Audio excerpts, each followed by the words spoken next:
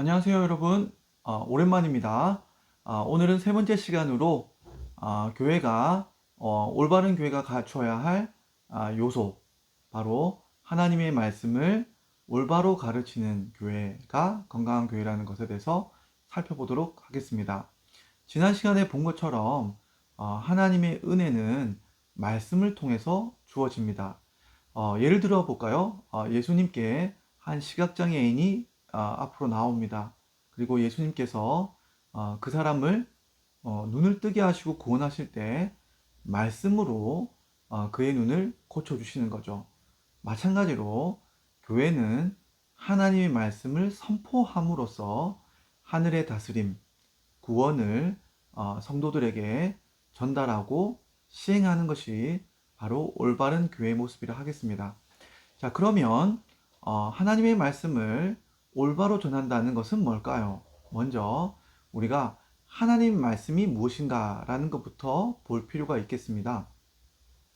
하나님의 말씀은 우리가 전통적으로 오랫동안 하나님이 여러 가지 방식으로 우리에게 말씀해 오셨죠. 때로는 교회 역사와 전통을 통해서, 또 세상의 역사를 통해서, 또 기적을 통해서, 또는 예언으로, 또는 꿈과 같은 그런 방식을 통해서 우리에게 하나님의 뜻을 전하기도 하시긴 하죠. 하지만 우리가 교회가 말씀이 히브리서 말씀이 알려주시는 것처럼 마지막 때에 하나님은 자신의 아들을 통해서 우리에게 말씀해 주시는 겁니다. 곧 그 말씀을 전해주는 사도들을 통해서 우리에게 전달이 되었고, 그것은 기록된 성경 말씀을 통해 우리에게 전달되는 것입니다. 그러므로 우리가 마지막 때에 교회가 공적으로, 객관적으로 하나님 말씀으로 말하는 유일한 통로는 바로 성경 말씀인 것입니다.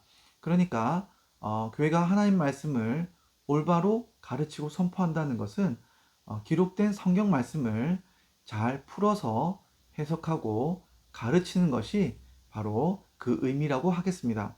자, 그러면 성경을 올바로 가르칠 때 어떻게 가르치는 것이 올바로 가르치는 것일까요? 자, 우리가 지난 시간 살펴본 것처럼 하나님의 다스림은 은혜로 임하는 것입니다.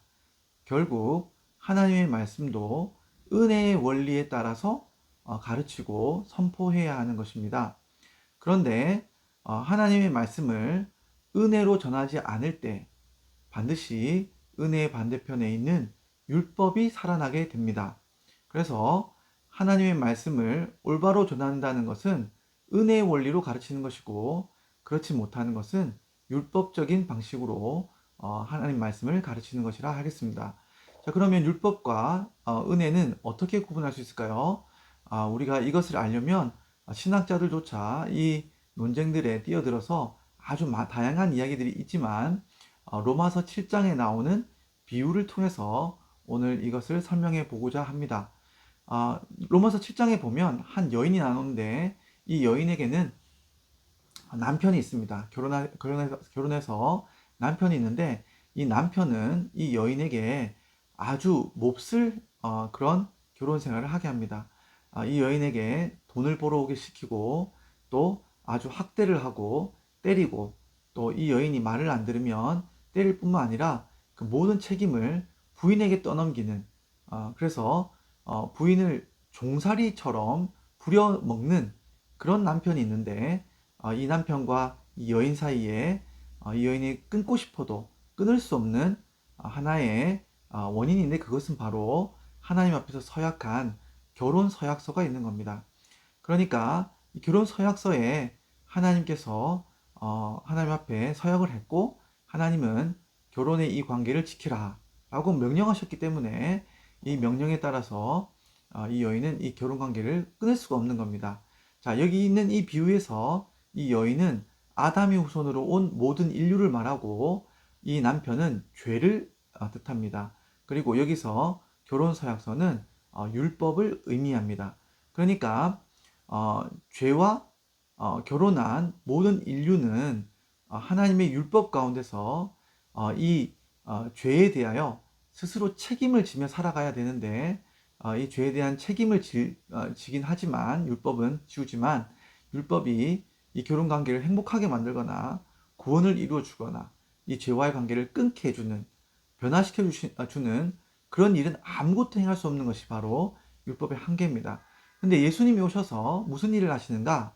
8장에 보면 놀라운 일이 일어나는데 로마서 8장에서 바로 예수님께서 십자가에서 이 결혼 사역서에 요구되어 있는 결혼에 필요한 모든 의, 남편에게 순종하고 남편과 관계에서 자기가 벌어야 할 모든 돈과 또 남편이 학대할 경우에 맞아야 했던 모든 매질을 예수님께서 십자가에서 다 이루신 다음에 이 결혼에 필요한 모든 하나님 앞에 서약한 이 의를 다 이루신 겁니다.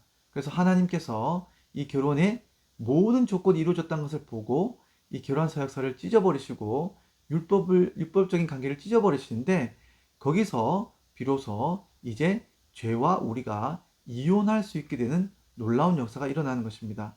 예수님은 죄와 함께 죽으셨고 예수님의 이 의를 이루신 것을 통해서 율법 또한 찢어지게 된 겁니다. 그리고 예수님께서 다시금 우리에게 새 남편을 보내주시는데 그 남편이 바로 성령님이십니다. 그리고 성령님과 우리의 관계를 다시금 맺게 해주는 그 법이 있는데 그것을 성령의 법이라고 하는 것입니다. 자, 그러면 이 비유를 따라서 우리가 율법과 성령의 법을 한번 비교해 보도록 하겠습니다. 율법이 뭘까요? 율법은 모든 불신자에게 적용이 되고 그 죄의 책임을 인간에게 지우는 인간의 행위에 지우는 그런 책임입니다. 결국 죄는 인간을 종으로 삼고 죄는 율법을 이용해서 우리를 종으로 삼는데 율법은 오히려 죄를 끊게 하거나 죄와 나를 변화시키지는 못하는 그런 한계가 있는 것이 바로 율법입니다. 자, 율법을 한마디로 정리하자면 그리스도가 없는 모든 명령체계는 바로 율법입니다. 구원 없는 모든 명령체계가 율법이라고 보면 되겠습니다. 반면 성령의 법은 모든 신자에게 적용되는 법입니다. 죄의 책임은 성령님이 지시고 성령님이 이 결혼 생활의 관계를 책임지며 의의 종으로 우리 신부인 우리를 이끌어 가시는데 성령님은 은혜를 적용하시고 그리스도는 죄를 끊게 하시고 성령은 나를 거룩한 자로 빚기 위해서 이 결혼 생활, 이 구원의 생활을 이끌어 가시는 거죠. 자, 그래서 성령의 법을 한마디로 정리하자면 그리스도의 구원이 있는 모든 약속 체계를 성령의 법이라 할 수 있겠습니다. 자, 그러면 우리가 율법과 성령의 법을 배웠으니까 자, 이제 성경을 어떻게 해석하는 것이 율법적으로 해석하는 것이고 어떻게 해석하는 것이 성령의 법일까요? 자, 우리가 대표적으로 다윗과 골리앗이 나오는 본문을 가지고 설교를 한다고 해봅시다. 많은 목사님들이 다윗과 골리앗의 이 이야기들을 보고 다윗이 골리앗을 어떻게 무찔렀는지를 설명한 다음에 우리가 이런 믿음의 행위를 가지고 용기를 가지고 세상과 맞서 싸워야 한다 라는 것으로 결론을 맺습니다. 자, 그렇다면 여기 있는 이 해석은 본문을 가지고 해석한 그런 텍스트는 하나님의 말씀이 맞지만 여기에는 그리스도의 구원의 약속이 설명되어 있지 않은 겁니다.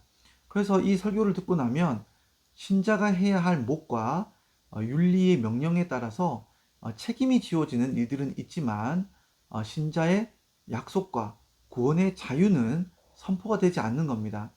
반면 이 본문의 이야기를 듣고 이 다윗이 예수님에 대한 하나의 구원의 표가 된다는 것을 알고 예수님께서 어떻게 이 세상에 골리앗과 같은 세상을 무찔러 주셨는지를 잘 설명한 다음에 예수님의 그 승리를 우리에게 이미 주셨고 그 승리를 주신 우리 신자에게 하나님이 세상을 이길 수 있는 힘을 주셨다는 것으로 이 본문을 해석한다면 그래서 우리가 세상을 이길 수 있는 용기를 가져야 한다고 말을 한다면 이 본문에 대한 해석은 바로 구원에 대한 약속이 주어질 뿐만 아니라 본문이 말하는 바 세상과 맞서 싸워야 할 능력이 어디로부터 주어진지를 잘 설명해주는 바로 은혜에 입각한 성경 본문의 해석이라 하겠습니다.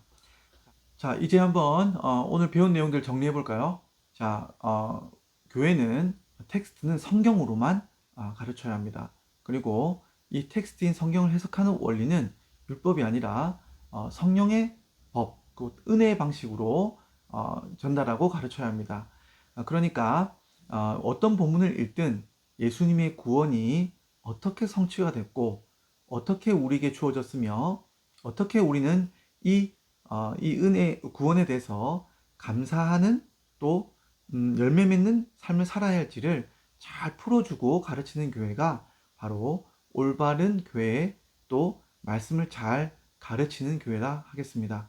오늘 이 말씀을 잘 기억해 보면서 우리의 말씀 생활 또 교회에서 흘러나오는 말씀의 사역들을 잘 돌아볼 수 있는 그런 교회가 되었으면 우리 자신이 되었으면 좋겠습니다. 또 다음 시간에 뵙도록 하겠습니다. 자, 다음 시간까지 잘 계시고 다음 시간에는 빨리 이 업데이트 하도록 준비해 보도록 하겠습니다. 다들 안녕!